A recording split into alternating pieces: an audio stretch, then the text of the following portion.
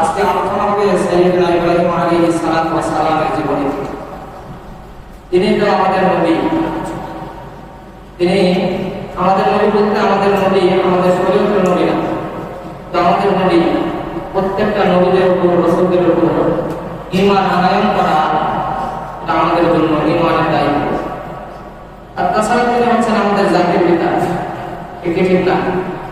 তিনি যেহেতু আমাদের জাতির পিতা, আল্লাহ সুবহানাহু ওয়া তাআলা বলেছেন মিল্লাতা আবিকুম ইব্রাহিম, তোমাদের পিতা ইব্রাহিম আলাইহিস সালাম এর মিল্লাত যেটা সেটাই তোমাদের মিল্লাত। ওয়া সাম্মাকুমুল মুসলিমিন, আর তিনি তোমাদের নামকরণ করেছেন মুসলমান হিসেবে। এই কারণে আমাদের জাতির পিতা একজনই, সেরকম পিতা একজন, আর তিনি একজন নবী আল্লাহ। তাই তার জীবনী থেকে আমাদের কিছু শিক্ষা গ্রহণ করা এবং সে অনুযায়ী আমাদেরকে আমল করে আমাদের আখেরাত সুন্দর করা, এটা আমাদের জন্য অবশ্যই প্রয়োজন।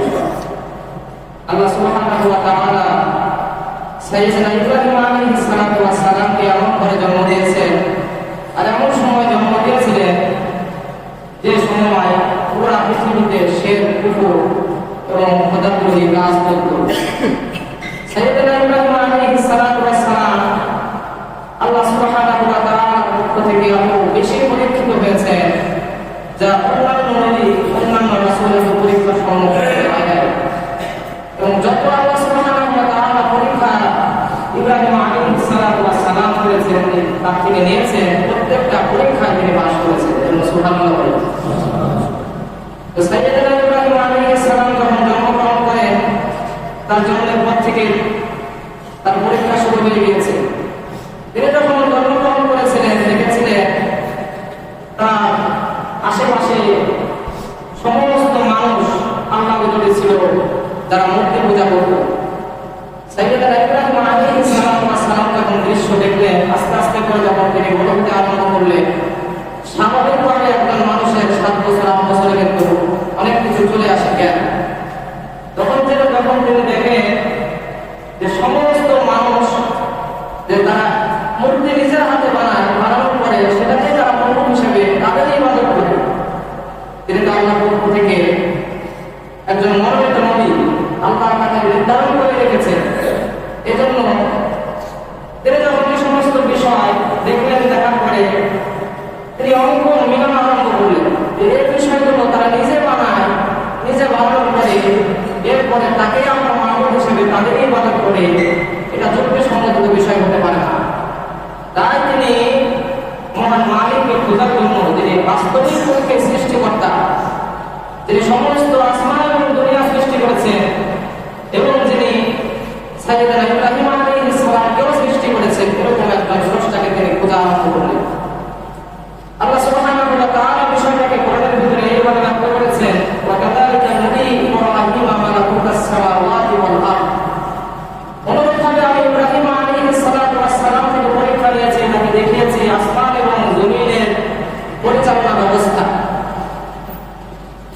কাযালিকা নাজিল মুমিনিন, যাতে করে সে বিশ্বাসীদের অন্তর্ভুক্ত হতে পারে, যে তারা যে সমস্ত মূর্তি পূজা করে, আল্লাহর সাথে শিরক করে, কুফরি করে, সমস্ত মানুষ যে কাজগুলো করতেছে এই কাজগুলো ঠিক নয়।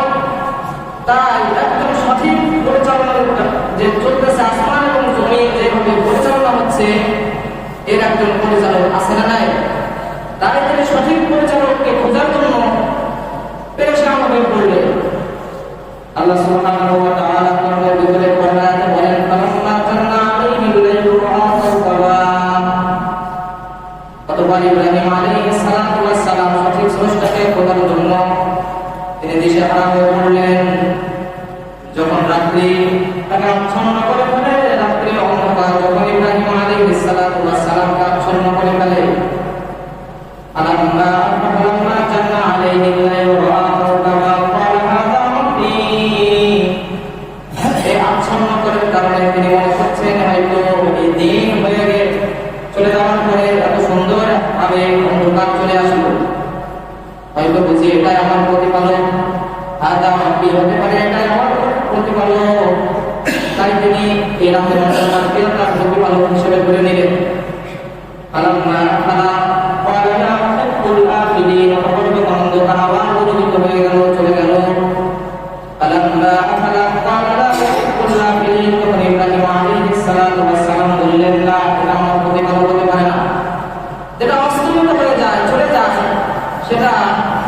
কখনো প্রবল হতে পারে না। তাই তিনি আবার এখান থেকে তার সিদ্ধান্ত থেকে ফিরে এলেন।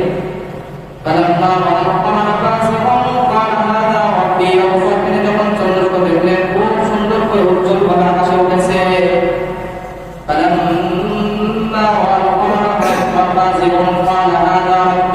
তিনি আবার বললেন আমার প্রতিপালক। যখন এই দৃশ্য দেখার পরে আবার যখন দেখলেন সেই চন্দ্রটা আবার অস্তমিত হয়ে গিয়েছে,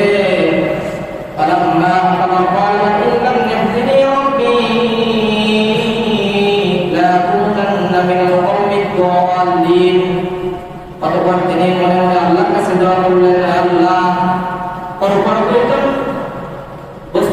দুইটা বস্তুকে আমি আমার প্রতিপালক হিসাবে ধরে নিয়েছি, কিন্তু আমার ধরে নেওয়াটা ভুল। পরে দেখলাম অস্তমিত হয়ে যায়, সেগুলো আমার প্রতিপালক হতে পারে না। ও আল্লাহ, আপনি আমাকে সঠিক পথের দিকে প্রদর্শন করেন। আপনি যদি আমাকে সঠিক পথগুলো না দেখান, আমি সাইয়েদনা ইব্রাহিম আলাইহিস সালাতু ওয়াস সালাম এবার বলছেন, আল্লাহ আপনি যদি আমাকে সঠিক পথ না দেখান তাহলে অবশ্যই আমি পথভ্রষ্ট ব্যক্তিদের মধ্যে অন্তর্ভুক্ত হয়ে যাব। এবার দোয়া করলেন।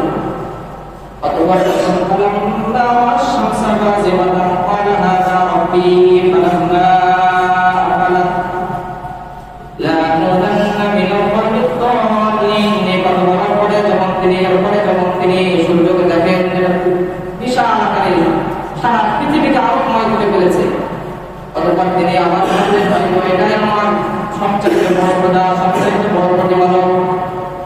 তাই যখন তিনি আমার প্রতিপালক ভাবলেন, আবার যখন সূর্যটা সন্ধ্যার সময় অস্তমিত চলে যায়, এবার তিনি সকল কিছু দেখার পরে সঠিক সিদ্ধান্ত নিলেন না, আমি যেগুলো দেখছি সেটা আমার সব কিছু প্রতিপালক হতে পারে না। আমার প্রতিপালক একজন, যিনি আমাকে সৃষ্টি করেছেন, যিনি সমস্ত কিছুই সৃষ্টি করেছেন, যিনি চন্দ্র সৃষ্টি করেছেন, যিনি সূর্য সৃষ্টি করেছেন, সব কিছুই সৃষ্টি করেছেন, সেই মহান মালিকের উপর আমি ঈমান আনয়ন করলাম। সুবহানাল্লাহ। তিনি এবার এভাবে অনুসন্ধান করতে করতে আল্লাহকে চিনতে ভাবতে আল্লাহকে নিয়ে সঠিক তার মালিককে খুঁজে পেয়ে গেলেন। সুবহানাল্লাহ। আল্লাহ তাকে পথ দেখিয়ে দিলেন যে এগুলো আমার সৃষ্টি একটা, আর আমি আল্লাহ এগুলোর স্রষ্টা, আর আমি আল্লাহ অদৃশ্য হয়ে এগুলোকে পরিচালনা করি। সুবহানাল্লাহ। এইভাবে যখন তিনি তার মালিককে খুঁজে পেয়ে দিলেন, এরপর তিনি তার কওমের দিকে দেখেন। কওমগুলো তো আমি আগে বললাম পথভ্রষ্ট হয়ে আছে, মূর্তি পূজা করে, আল্লাহকে মানে না সকল মানুষ। ইব্রাহিম আলাইহিস সালাতু ওয়াস সালামের বাবার নাম হচ্ছে আযর। তিনি নিজেও মূর্তি বানাতেন, মূর্তি বানিয়ে এগুলোর ইবাদত করতেন। যেহেতু বাবা তো ছেলের তো একটু কষ্ট লাগবে, যেহেতু সকল মানুষ আল্লাহ বিরোধী কাজ করতেছে, আর নিজের ঘরের থেকে, নিজের বাবা থেকে, তার ঘর থেকে তিনি জন্মগ্রহণ নিয়ে করেছেন, তার বাবাই যদি এরকম হয়ে থাকে তাহলে সন্তান হিসেবে নবী তো কষ্ট লাগবে।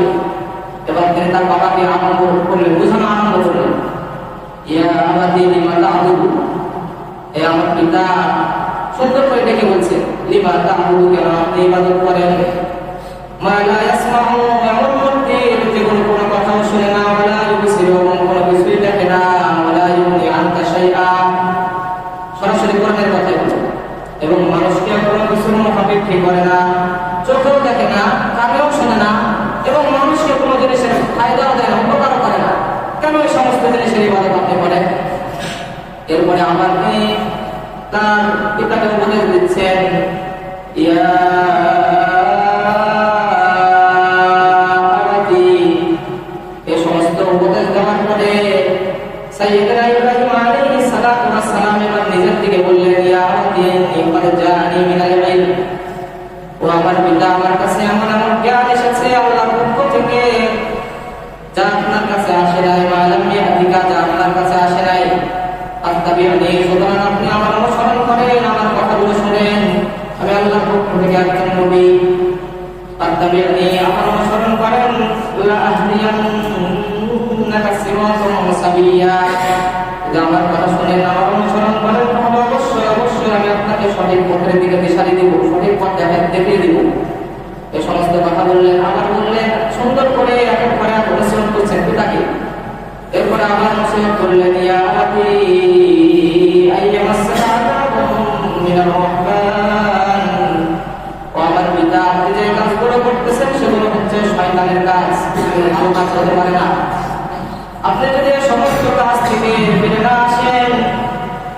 লা ইয়ামাসসাকা আযাবুম মিনার রহমান, রহমানের পক্ষ থেকে, আল্লাহর পক্ষ থেকে অবশ্যই আপনার কাছে শাস্তি পৌঁছে যাবে।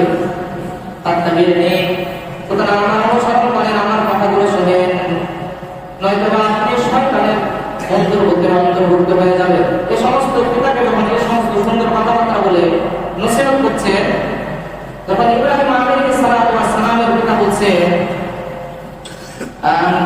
আনতা আরাকিবুন আনতা আলিহাতা ইয়া ইব্রাহিম, হে ইব্রাহিম, তুমি কি আমার মূর্তিগুলো থেকে বিমুখ হয়ে গিয়েছো এবং তুমি আমাকে নসিহত করছো তুমি যেগুলো ইবাদত করো না, এই সমস্ত লাইলাম তাত্তাকি, যদি তুমি এই সমস্ত কথা থেকে বিরত না থাকো, লা জুমান্নাকা, অবশ্যই আমি তোমাকে পাথর কঙ্কর দ্বারা নিক্ষেপ করবো, তোমাকে আমি প্রস্তুত আঘাত করবো এবং তোমাকে আমি প্রাণ নাশ করে ফেলবো।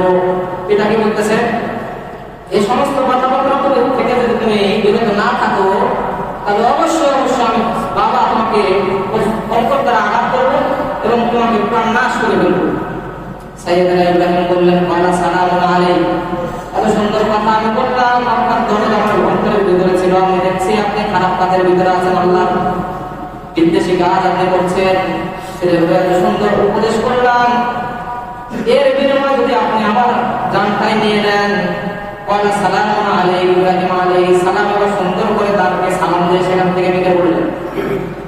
এত সুন্দর বুঝাইলাম, তারপরে যখন বুঝবেন না, এর পরিবর্তে আপনি বলছেন আপনি আমার প্রাণগুলো নিয়ে নেবেন, তাহলে আপনার সাথে আমার বন্ধুত্ব করার জন্য আর কোনো সময় নাই, আপনি আপনার মূর্তি নিয়ে থাকেন, আমি গেলাম, খুব সুন্দর বুঝাইলাম, কাজ হলো না।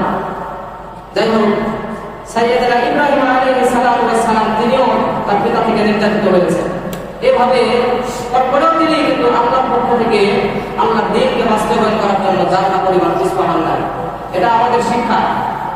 এ কারণে ইব্রাহিম আলাইহিস সালাতু ওয়াস সালাম আমাদেরকে শিক্ষা দিয়েছেন যে আল্লাহর পক্ষ থেকে ইনসাফ কায়েম করার জন্য সব কিছু করতে হলে সব কিছু করতে হবে, কিন্তু আল্লাহর উপর থাকতে হবে, ইনসাফ কায়েম করতে হবে। কারণ আল্লাহ সুবহানাহু ওয়া তাআলা সূরাতুন নিসার ভিতরে বলে, ইয়া আইয়ুহাল্লাযীনা আমানু কুনু কাওয়ামিনা বিল কিসত, ওরে ঈমানদাররা, এটা ইব্রাহিম আলাইহিস সালামকে বলেন না, আমাদেরকে সম্বোধন করে বলছে, তোমরা ইনসাফ কায়েমকারী হয়ে যাও, কুনু কাওয়ামিনা বিল কিসত ওয়ালা কানা লিল কুরবা, ইনসাফ করতে গিয়ে যদি তোমার নিকটবর্তী আত্মীয়স্বজনের বিরুদ্ধে আচরণ করতে হয়, তাদের বিরুদ্ধে তোমাকে যেতে হয়, আল্লাহর পৃথিবীতে আল্লাহর ইনসাফ কায়েম করতে গিয়ে যদি তোমাদের আত্মীয়স্বজনদের বিরুদ্ধে যেতে হয় এবং তোমাদের পিতামাতার বিরুদ্ধে যেতে হয়, স্বয়ং তোমাদের নিজের বিরুদ্ধে যেতে হয়, তারপরেও তোমাদেরকে ইনসাফ কায়েম করতে হবে।